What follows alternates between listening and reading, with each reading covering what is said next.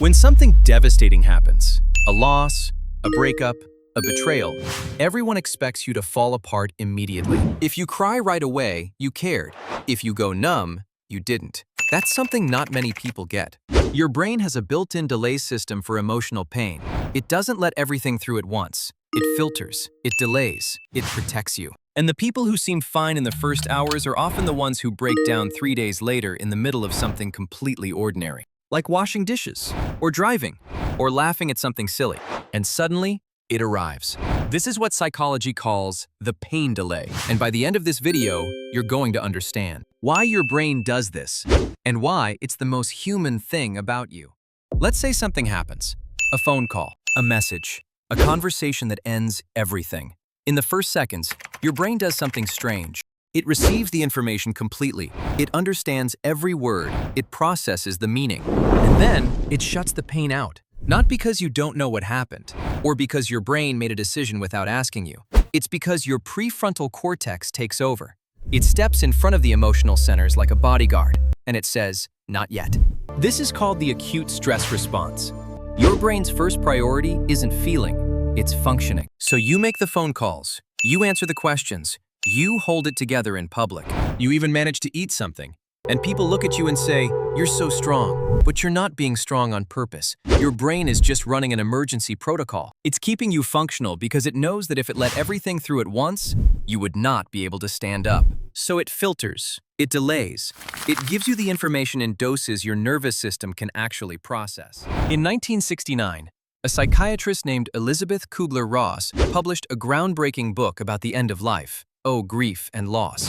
She had spent years sitting with terminally ill patients, listening to them, documenting what they went through. And she identified something that became one of the most referenced frameworks in all of psychology. 5 stages: denial, anger, bargaining, depression, acceptance. What most people don't know is that Kubler-Ross never said these stages were linear. She never said they happened in order. She never said everyone experiences all 5. What she actually said was simpler and more honest than that. Grief doesn't follow a schedule, and the mind doesn't grieve in a straight line. Here's what actually happens. Your brain releases the pain in waves. The first wave is usually shock, that strange calm that makes you feel like you're watching yourself from outside. The second wave is often anger, unfocused, irrational, looking for somewhere to land. The third wave is the one that comes when you least expect it.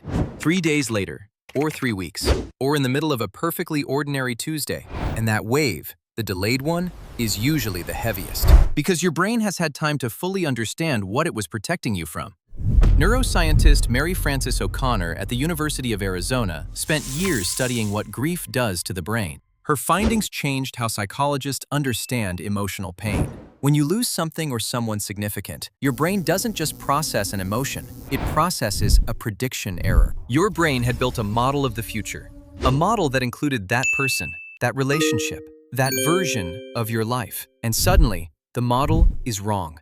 Every time your brain tries to run its normal predictions, what happens tomorrow, next week, next year, it hits the error. And the error feels like pain. Physical, measurable pain. The anterior cingulate cortex, the same region that fires when you break a bone, activates during grief.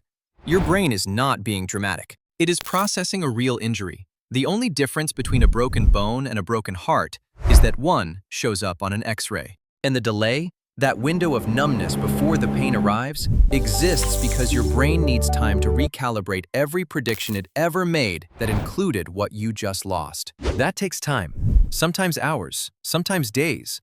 And that's not a malfunction. That's the system working exactly as it was designed. This is just a small part of what we question here every week. An idea that shifts your perspective on something you thought you understood. Here's what Kubler-Ross wrote at the end of her life. She said that the greatest lesson she learned from dying patients wasn't about death. It was about the time before it. She said almost none of them regretted the pain they had felt. They regretted the pain they had refused to feel, the grief they had postponed until there was no time left to process it. The numbness isn't the problem. The numbness is the beginning. What comes after? The wave, the weight, the Tuesday afternoon that breaks you open. That's not a breakdown. That's your brain finally trusting you enough to let you feel what it's been holding. You weren't numb because you didn't love them enough. You weren't numb because you're broken. You were numb because your brain loved you enough to give you a few hours before it handed you the weight of what happened. And when the wave comes, and it will come, let it. Some people cry the moment they hear the news. Others feel nothing at all. Which one are you? Drop it in the comments. If this video helped you understand something you've been carrying, share it with someone who might need to hear it too. And subscribe so we can keep exploring these questions together. Take care, and I'll see you in the next one.